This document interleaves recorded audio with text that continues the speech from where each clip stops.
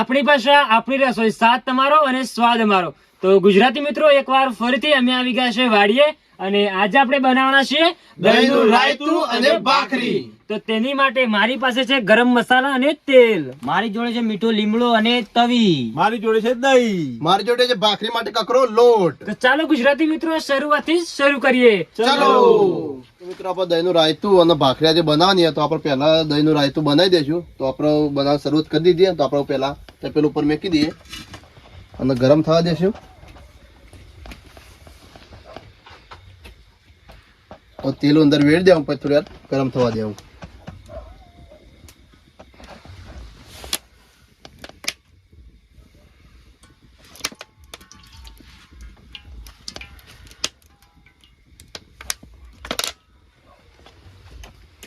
તો મિત્રો, આપણે તેલ ગરમ થઈ ગયું તો અંદર આમાં રાઈ, જીરું અને તેજપત્તો અંદર નાખી દઈશું.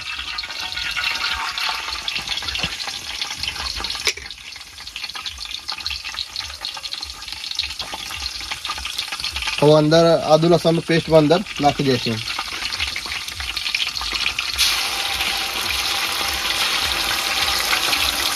પછી હલાવી દઈશું.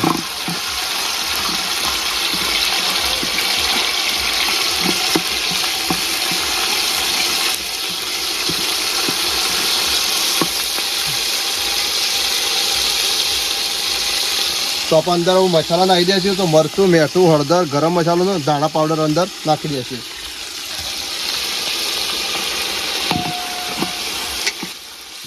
હવે આપણે થોડી વાર ઉતારી દઈશું ત્યાં અને થોડું વાર ઠંડુ થવા દઈશું આનું. મિત્રો, આપણે વંઘાર કમ્પ્લીટ તૈયાર થઈ ગયો અને થોડો ઠંડો થઈ ગયો તો આપણે જે દહીં લાવ્યા હતા એ અંદર નાખી દઈશું. એટલે આપણે દહીંનું રાયતું બનીને તૈયાર થઈ જશે. એ સ્પેશિયલ મિક્સ કરી દે બધું.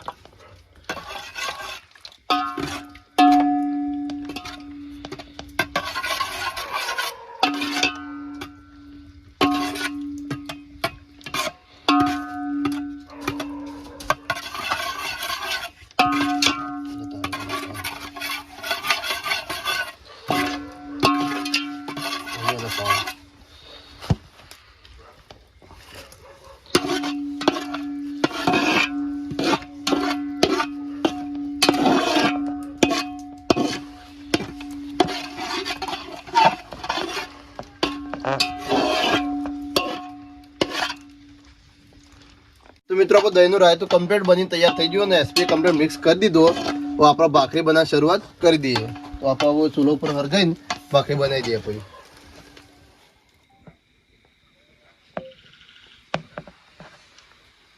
તો મિત્રો, આપણે ભાખરી બનાવવા માટે લોટ બધો બેસી જાય. આપણે અંદર થોડું તેલ વેડી દેવું.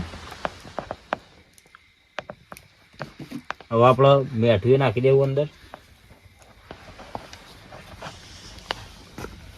અને હવે આપણે પાણી વેળીને લોટનું બોધવાનું કરીશું.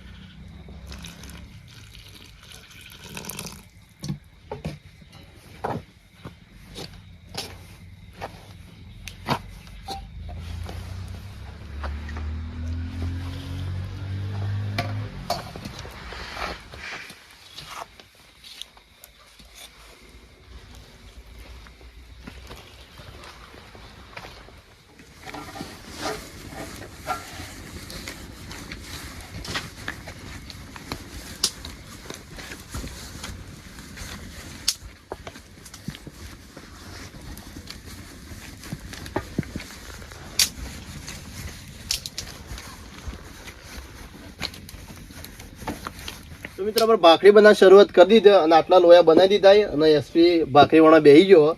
તે તમે જોઈ શકો છો. આપણે એસપી મસ્ત ગોળ ભાખરી વણા.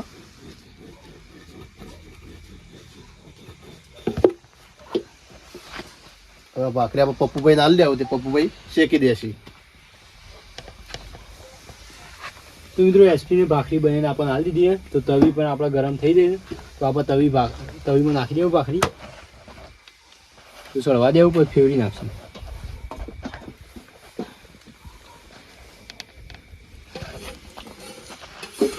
હવે ફેવરી નાખીએ. હવે આપણે જે ગાભું લીધું છે કોટનનું ગાભું તે અમે ફેરવશું.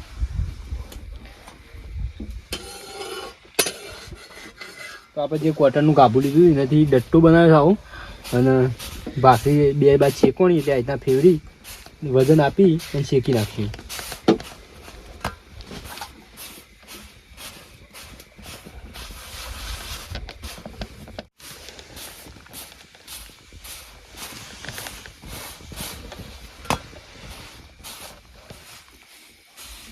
તો મિત્રો આપણે ભાખરી શેકાઈ દઈએ તમે જોઈ શકો. તો આપણે ઉતારી દઈએ,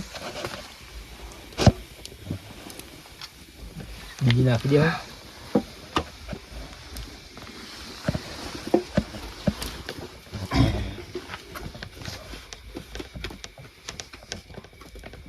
તો મિત્રો આપણે ભાખરી બનીને તૈયાર થઈ ગઈ છે. તો વિપુલ નાખી દીધી બધી અને આપણે મિત્રોને જમવા બેહાડી દઈએ હવે.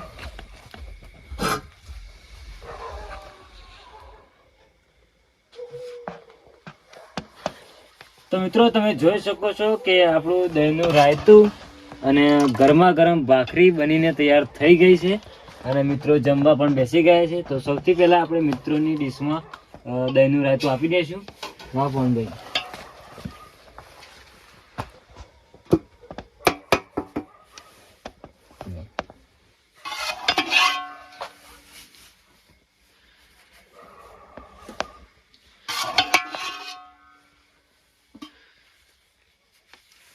વિપુલભાઈ ભાખરી આપી દેજો.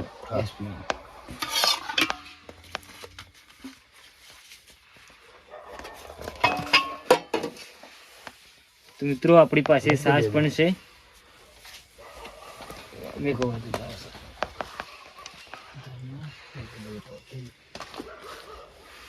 તો મિત્રો હવે આપણે મિત્રોને કહેશું કે જમવાનું શરૂ કરે અને સ્વાદ કેવો છે એ પણ આપણને જણાવે. તો શરૂ કરો મિત્રો.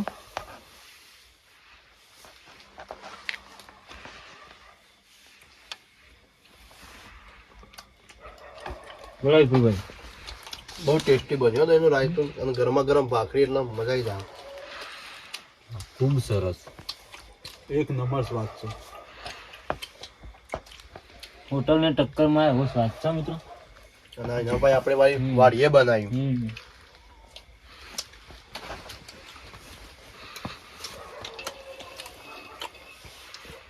મજા આવી.